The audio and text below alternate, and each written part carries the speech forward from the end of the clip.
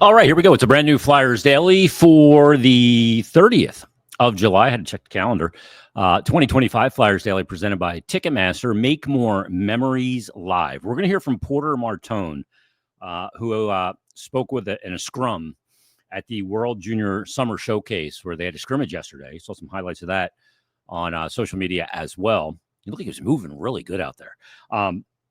But he had a chance to discuss his decision to go to Michigan State, why he made the decision he made, and how the Flyers supported him in that decision. We'll get to that momentarily.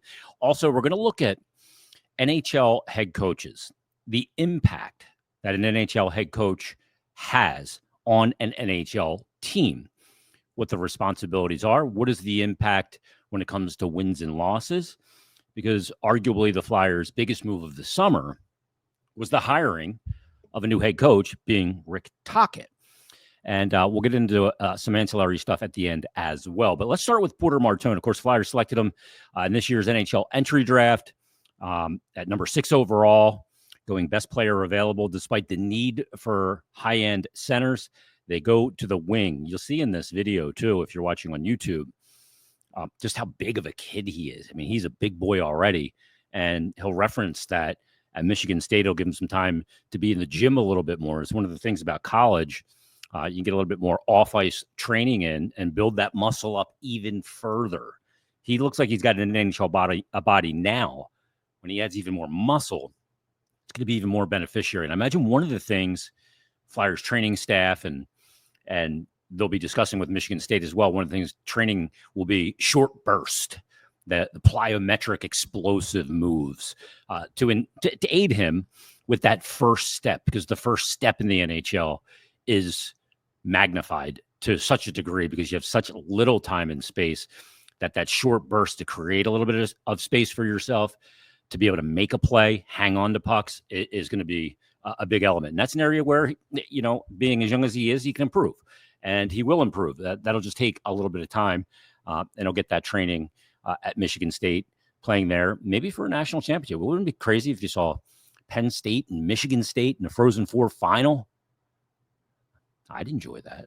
There'd be a lot of compelling reasons to watch, for sure. Obviously, Gavin McKenna headed to Penn State, Porter Martone, Shane Van Zoggy, and some others with Michigan State. So it'll be a big summer for Porter Martone and a big fall. We'll be monitoring Michigan State as Flyer fans and Flyer media, and keeping an eye on his progress and others throughout the season, maybe to a larger degree than normal in some ways. But let's get to Porter Martone. Here's his media availability after the summer showcase scrimmage 3-on-3 today, talking about a number of topics, including his going to be a matriculating student at Michigan State University. It's been a crazy month for you. You go through the draft, you go through development camp, obviously a big decision for your development as well. What can you take us through the decision process of choosing Michigan State, and now, having this new opportunity? You got Caden Lindstrom here, a ton of Spartans here at this event. So what's it been like for you so far? Yeah, it has been crazy. After I got picked, went to development camp. For me, I always wanted to play in the NHL next year. And, after development camp, kind of sat down. I just kind of weighed the pros and cons of everything. I think going to Michigan State is kind of the next step in my hockey journey. I think it's going to help me, develop into, a full player, get some more time in the gym. I really, really like the culture they have there, the coaching staff. But with that being said, it was not an easy decision to leave Brampton. Ever since I got traded there, they've done so much for me. It was like a second home to me, kind of family. So it was probably one of the hardest decisions I had to make in my young hockey career. But, for me, I think I went on good terms with Brampton. And, for me, it's the next step going to Michigan State. And, I'm going to go try to win a national championship. What has Coach Nightingale kind of said to you and the relationship there, and what kind of impact you could have next year? Yeah, I think I want to go in there. I think they got a really good team already, and I think I'm just going to be able to add to that. Like you said, they're back-to-back Big Ten championships. They haven't really got over the hump to, win a national championship. So, I want to go out there and just try to help any way I can. And, I think it's going to be a really good year for my development and kind of put me into that next step to make the NHL. Yeah, and the Flyers did say they kind of wanted to leave that decision to you. I mean, so was there any guidance from them, and what did they think once you did make that decision? Yeah, you know what? They're going to support me either decision I made. For me, obviously, if I do get a chance to go into training camp and try to make the NHL, they're going to support that. But at the same time, I really sat down and thought, with my camp and I did include the Flyers as well as, what's going to make me the best player 5 to 10 years down the road when the Flyers are trying to win a Stanley Cup. So I think this is going to be a big step for me. It's going to be different. It's a very tough decision, to leave the CHL and leave Brampton. But in the end, I think this is the next step for my hockey journey. All right, there he is. Flyers draft pick Porter Martone. Again, the size of him jumps out right away. I mean, he's an 18-year-old kid, and he already is a very big boy, and really handles himself with the media questions really well. Doesn't like he's searching for answers. Very mature, and you get the sense that he's just speaking his truth. He's not trying to say what maybe he thinks people want to hear or anything like that. And good to hear. Flyers very supportive in his decision. If he wanted to go to training camp, it would come with some risk. He ended up having to go back to Brampton and play in the CHL, and I don't think that would have been the best thing for his development. So, very mature decision, and the way it was handled from Porter Martone, great to see. All right, NHL coaching. I got this email a while back. I've gotten this question a few times. How much does coaching matter? Because we can look at what's going on this offseason, whether it's the drafting of Martone or Nesbitt and the guys in the second round. It could be the signing of Dvorak, Vladar, Juleson, all of the stuff that's happened with the Flyers this summer. Arguably the biggest move they've made, maybe the most consequential move, was the naming of Rick Tocchet as the next head coach. Of course, John Tortorella was relieved of his duties late in the season. Brad Shaw took over on the interim basis. He was a contender for the job. Ultimately didn't get it and chose to move on, unfortunately, because he's such a really good defensive assistant coach. But I understand why. If you don't get a job, it's hard to kind of stay where you are and work for the guy that got the job you were up for. So I understand why he did what he did. So I'm not holding anything against him. But Rick Tocchet is the name on the marquee from the summer. It's the biggest move. But is it the most consequential? How much does NHL coaching matter to results in this league? How much of an impact is Rick Tocchet and his new coaching staff not only going to have on this year, but this year and beyond? Those are the things that I wonder. So I want to go back and look at Tocchet's NHL coaching record. He took over Tampa Bay in 2008, 2009. They were not a good team. In 66 games that year, coached them to a 19-33 and 14 overtime loss record, 52 points. They finished fifth in the Atlantic Division. Then the next year in Tampa Bay, where he had the full 82, training camp, the whole thing, they went 34, 36, and 12. They had 80 points. They finished third in their division. So in year two, improvement, slight, but an improvement. He led the way for John Cooper. Then in 2017-18, I mean, he had a big gap. He was an assistant coach, obviously in Pittsburgh, where they won back-to-back cups, bopped around a little bit, and ends up behind the bench in Arizona. A much different coach, I'm sure. I'm going to ask him about this next time. The difference between the coach that was the head coach in Tampa Bay in 08-09 and 09-10, and the coach that was the head coach at Arizona starting in 2017-18. Now, he took over Arizona that offseason, first year, 29-41 and 12, 70 points, last spot in their division. Second year, in 82 games, they had a big improvement, 39-35 and 8. They were fourth in the division. Then after that, 33-29 in 70 games. That's the COVID shortened season.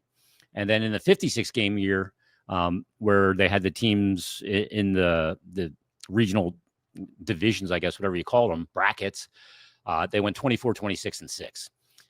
Then he leaves Arizona. He goes to Vancouver, takes over for Travis Green, bad team at that time, 36 games coach, 20-12 and 4 is what he went. Had him surging kind of close to a playoff spot. They didn't make it. And then the following year, which was not this past season, the season prior, he takes them to a 50-23 and 9 record. They win the division. They get into the playoffs. They play 13 playoff games, and great year. Wheels fell off a little bit last year. In 82 games, still over 500 for Vancouver. They went 38, 30, and 14. They ended up finishing fifth, and now he's the head coach of the Philadelphia Flyers. So every year in year two, He took over a team, and in year 2 made a pretty significant jump with that team. And with Tampa, wasn't there long enough to go beyond year 2, but in Arizona, sustained it for a couple of years. In Vancouver, took over a bad team, had a really good start in a short period of time, had a really good year, had a slightly down year, but still a year of 38, 30, and 14, although they missed the playoffs and things were a bit messy there. So how much does an NHL coach matter? How much will Tocchet affect the Flyers this season and beyond? So I just Googled, how much does NHL coaching matter? And there's a study done by MIT. They do these studies sometimes. They're pretty cool. You can read through them. How much do coaches matter? And they do all the math and the science and the wizardry behind it. I don't understand it. But what they basically say is that an NHL head coach is basically responsible for about 25 to 30% of a team's success. Coaching significantly impacts the team's success, influencing both player performance and overall team strategy. But some studies suggest coaches account for a smaller percentage of a team's success compared to players. And that's obvious. Coach doesn't play. But there is, in this article, a growing body of evidence highlighting the importance of coaching in areas like preparation, preparing for your opponent, getting the team prepared, in-game adjustments, putting lines together, seeing when a player's got jump and getting him on the ice more, when a player doesn't have jump and limiting his ice or having to call a timeout, whatever those things are, and player development. We think of the NHL as a finished product league. It's not. The preparation and strategy are very important for pre-scout, developing systems to mitigate the other team's top talent. Obviously the setting of the lines and deciding on ice time, various in-game situations, who's the best for this particular situational period in a game. You have the in-game adjustments, which a coach has to sometimes go, well, this is what I was planning on doing. That's not working. Let's adjust. Find something that's working. They have to do that quickly and make the right decision. Player development, they're still developing at the NHL level. Like we saw Travis Sanheim and Travis Konechny develop under John Tortorella in the last couple of years. And when Torts got here, I think we're 25 years old. So that's a big part of it. And then coaches ultimately also can influence team chemistry by pairing players who complement each other, skills and their personalities, those kind of things. And we saw the resurrection of the locker room or the cleaning up of the locker room for the Flyers. And that was something that when Torts was hired, he attacked immediately. Good coach, provides great leadership. He's a leader of men, can inspire players to break down walls of work ethic and discipline and showing up the rink with a positive attitude to get to go to places maybe they can't get to on their own by challenging them.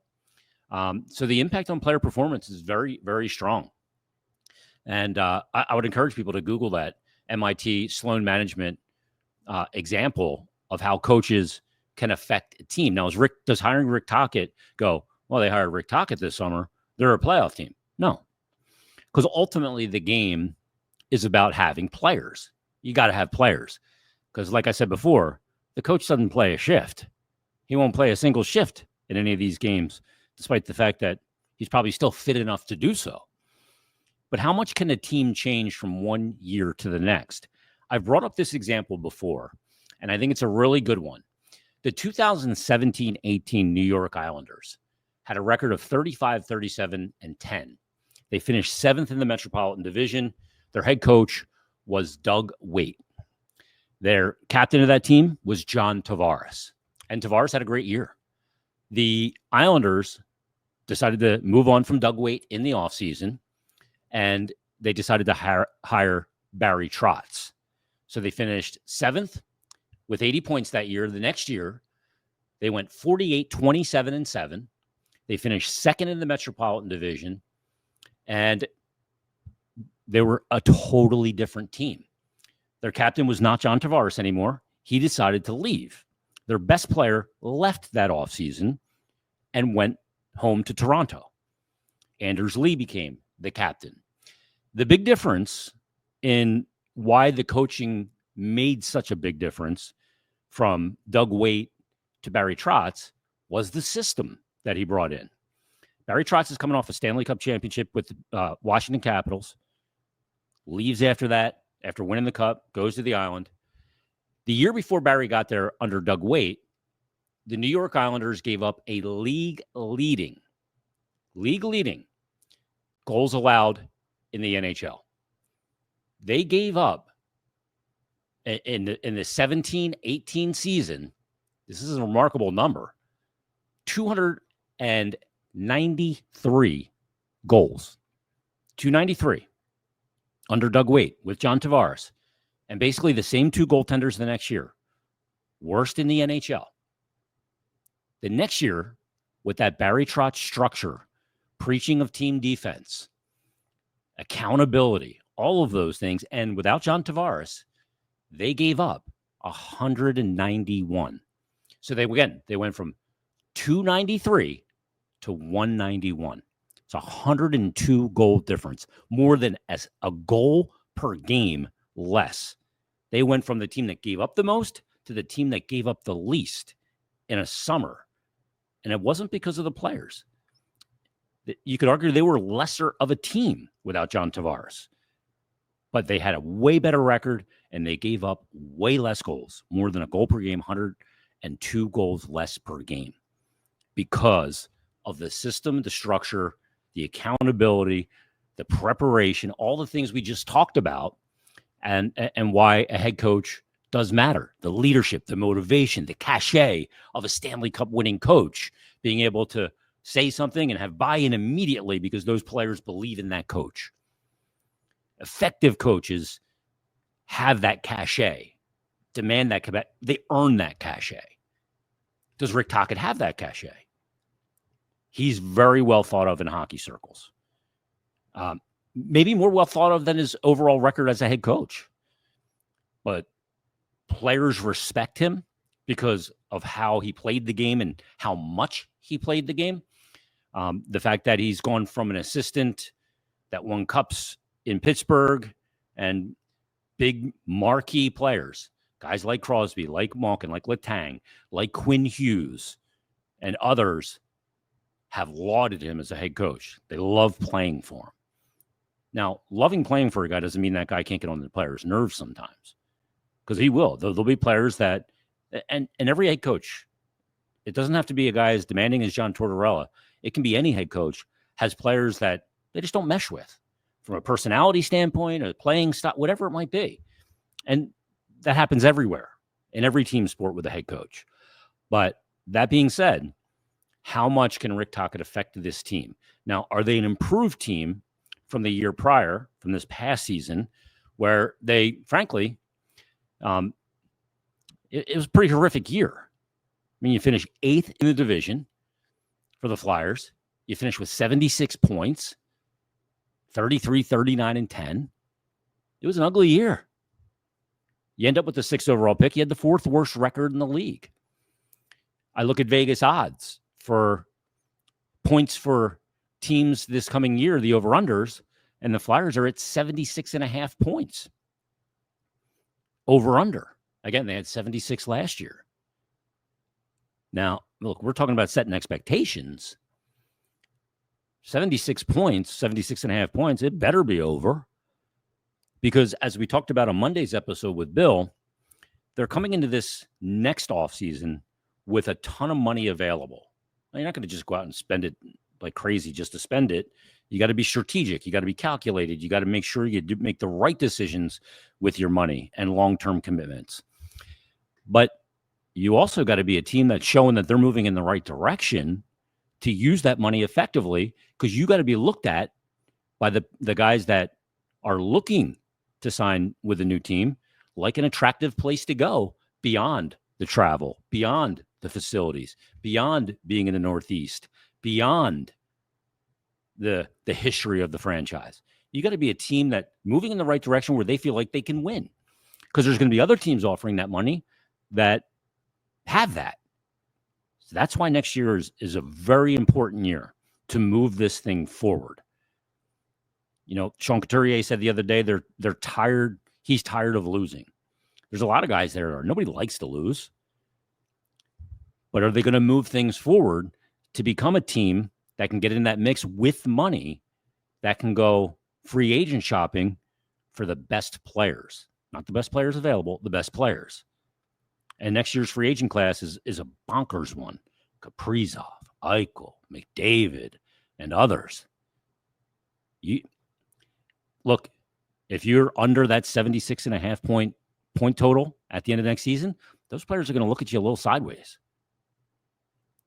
Got to take a step forward for that reason as well. Having money and cap space is great, but if you can only spend it on what's available to you because you couldn't get into the glamour market and the top player market because the team doesn't look promising moving forward, then that's an issue.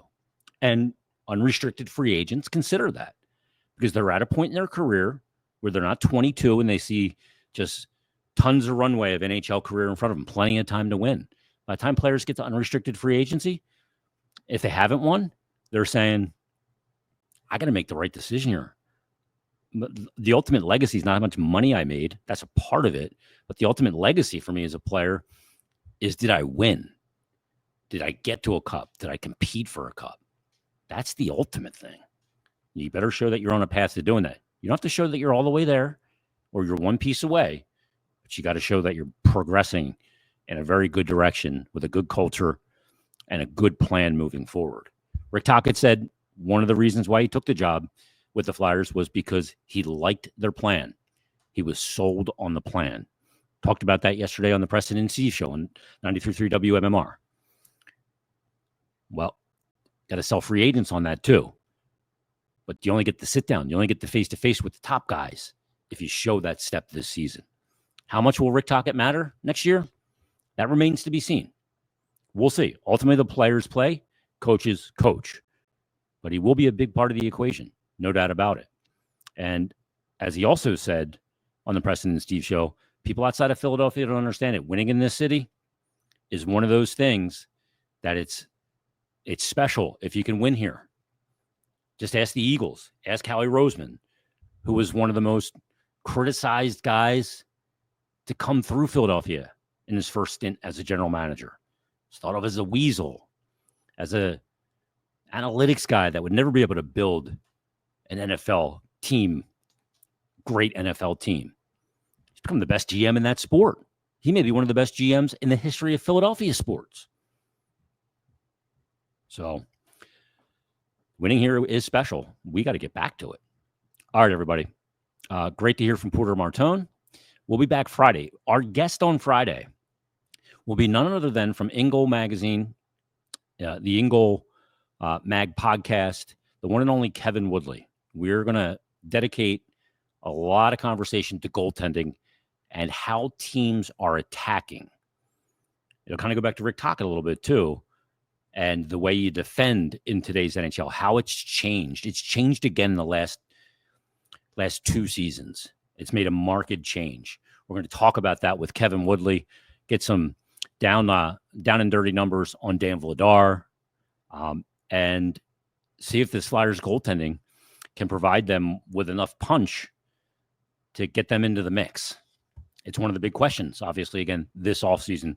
We'll discuss that with Kevin Woodley coming up on Friday's episode. If anybody wants to send any, by the way, questions regarding goaltending, you can always shoot me an email, jason.myrtetus, Myrtetus, @gmail.com, or you can always shoot me a DM on Twitter if I can find it between all of the spam DMs that we get nowadays. We'll be fine. Or you can just tweet me as well at Jason Myrt, JASONMYRT. All right, everybody have a great Wednesday and Thursday. We'll talk to you Friday on a brand new Flyers Daily.